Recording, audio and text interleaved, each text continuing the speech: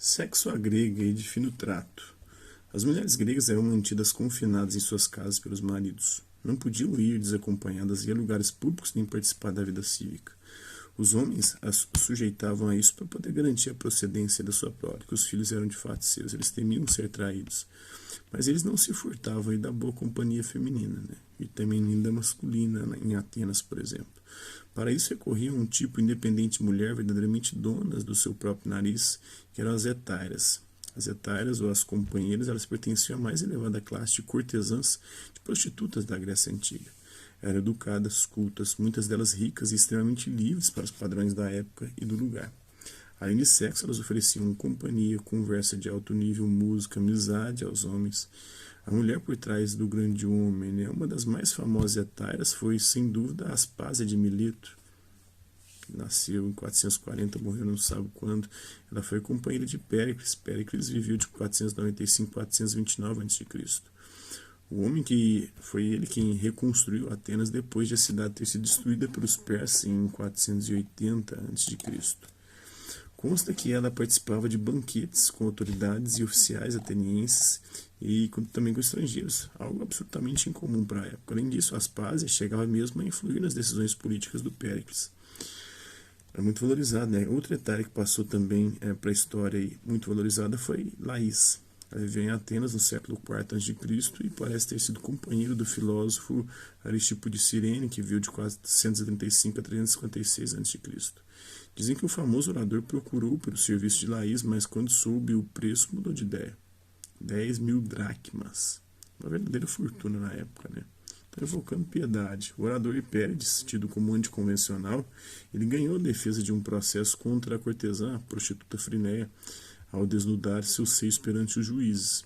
Mas, longe de querer seduzir os magistrados, o propósito de Hipérides era evocar piedade, né? Ficar com dó dela. É que durante a atividade os seios nus evocavam o papel de mãe nutriz que toda mulher exerce, né? Quando as cidades eram invadidas, as mulheres daquela comunidade elas costumavam desnudar, tirar os seios para fora, né, os seus seios, para poder pedir piedade, misericórdia, né, lembrando aí os invasores que elas eram iguais às mães dos invasores, né, as mães deles. E a Grécia também era uma civilização homossexual. O homossexualismo, a homossexualidade, ou melhor, aquilo que hoje entendemos aí como homossexualismo ou homossexualidade, não só era considerado normal, na época era totalmente normal, mas estipulado em toda a antiga Grécia, principalmente em Atenas.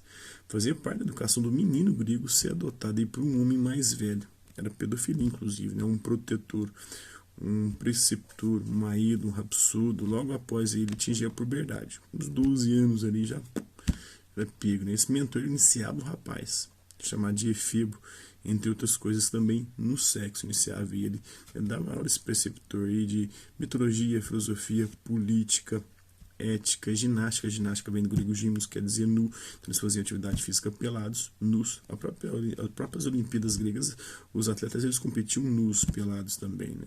O Efebo ali, ele também era iniciado sexualmente pelo professor. Provavelmente o Platão iniciou muitos alunos, Aristóteles iniciou muitos alunos, inclusive pode ter iniciado Alexandre o Grande, que depois se tornou um grande imperador, talvez o maior imperador do mundo antigo, antes do Império Romano, né?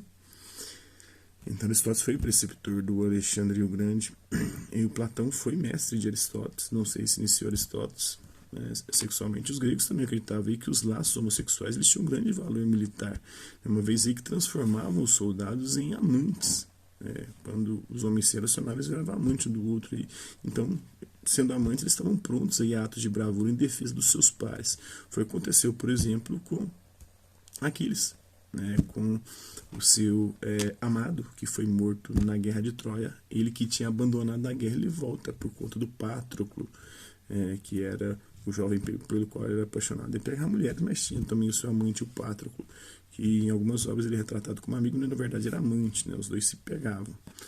Então, em Tebas, no século IV a.C., foi criado até mesmo um batalhão de amantes homossexuais, que era o conhecido como o bando sagrado. Isso depois foi utilizado também nos exércitos romanos, para haver essa fidelidade, essa integração dos exércitos. Era muito comum no mundo antigo.